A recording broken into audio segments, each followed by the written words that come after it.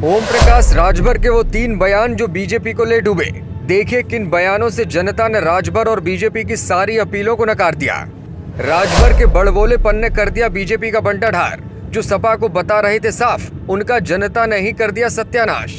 घोसी की आवाम ने खोल दी राजभर की पोल। जो बढ़ चढ़कर कर रहे थे दावे, अब वो दिख रहे फरार। देखिए कौन से बयान ने कर दिया खेल खराब। राजभर तो राजभर, उनके बेटों ने भी किया था सपा के वरिष्ठ नेताओं का अपमान। जब जनता ने लिया बदला तो छोड़कर भाग गए मैदान। ओम प्रकाश राजभर के दावे धरे के धरे रह गए। बीजेपी नेताओं की बयानबाजी काम नहीं आई और सपा के हक में आवाम ने फैसला सुना दिया। घोसी में सपा की जीत के साथ ही शिवपाल सिंह यादव का अपमान करने वाले और अखिलेश यादव पर आरोप लगाने वाले ओम प्रकाश राजभर अब ढूंढे नहीं दिखाई दे रहे। जो राजभर जीत का दावा कर रहे थे, वो अब आवाम के फैसले पर हकलाकर जवाब दे रहे हैं। बीजेपी को पता था कि राजभर साथ है तो जीत पक्की है, लेकिन आवाम के सामने ओम प्रकाश राजभर ने जिस अंदाज में बड़बोलापन दिखाया, उसने बीजेपी का बंटाढार कर दिया। घोसी में 2022 विधानसभा चुनावों में आवाम ने जो नतीजे दिए थे, वही दोबारा से रिपीट किए गए। पहले सपा के टिकट पर दारा सिंह को विधायक चुना गया, तो अब सपा के ही सुधाकर सिंह को विधायक बनाने का फैसला जनता ने सुना दिया है।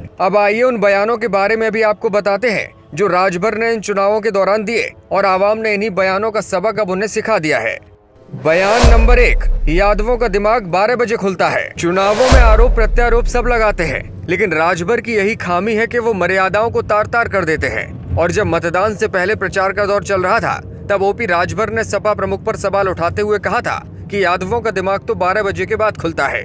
ये बयान आवाम को भी खल गया और तमाम मतदाता जो सपा से बीजेपी में गए थे, उनका मन भी बदल गया। बीजेपी के खिलाफ उन्होंने अब फैसला सुना दिया है।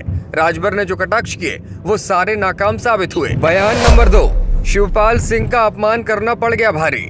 सपा के महासचिव शिवपाल सिंह यादव घोसी विधानसभा उपचुनाव में लगातार सक्रिय रहे। उन्हीं की रणनीति के अनुसार सपा ने ये चुनाव लड़ा था। जिस नेता ने सियासत में सीएम बनाए, उसी को ओम प्रकाश राजभर और उनके बेटों ने जमकर अपमानित किया। प्रदेश के सीनियर नेता का अपमान जनता को खल गया। कहीं न कहीं आवाम ने मन बना लिया था कि इस बार सबक सिखाना है, और अब जो नतीजे सामने आए हैं, उससे साफ हो गया है कि आवाम ने अपना बदला ले लिया है। बयान नंबर 3, सपा को सैफई भेजने का किया था दावा और सपा को बता दिया था साफ। ओम प्रकाश राजभर के साथ साथ बीजेपी के और भी तमाम नेता थे जो सपा को साफ बता रहे थे। राजभर ने अखिलेश यादव को सैफई भेजने का दावा किया था। आवाम सब खुली आंखों से देख रही थी और कानों से सुन रही थी। दल बदलू राजभर, दल बदलू दारा सिंह के साथ खड़े थे और आवाम को यही खल रहा था कि 16 महीने के अंतर में फिर से चुनाव की ओर किसने धकेला। इसके जिम्मेदार सिर्फ दारा सिंह थे। अगर जनता ने दारा सिंह को अपना विधायक चुना था, तो फिर आखिर उन्होंने दल बदल क्यों किया? क्यों जनता पर फिर से चुनाव का बोझ डाला? जिस सपा को सैफई भेजने का दावा राजभर कर रहे थे, वो खुद ही अपने मतदाताओं की तरफ से नकार दिए गए। आवाम ने बीजेपी को ही यहाँ से साफ कर दिया। तो ये वो 3 बयान हैं जो बीजेपी के लिए घातक साबित हुए और ओम प्रकाश राजभर का बड़बोलापन बीजेपी के लिए हार का सबब बन गया। अब देखना यह है कि चुनावी जीत के बाद जिन राजभर को मंत्री बनाने के दावे किए जा रहे थे, क्या भाजपा उन्हें फिर से मंत्री पद देगी या फिर इस चुनावी हार का नतीजा राजभर के सिर पर ही फोड़ा जाएगा। ब्यूरो रिपोर्ट, मीडिया हलचल।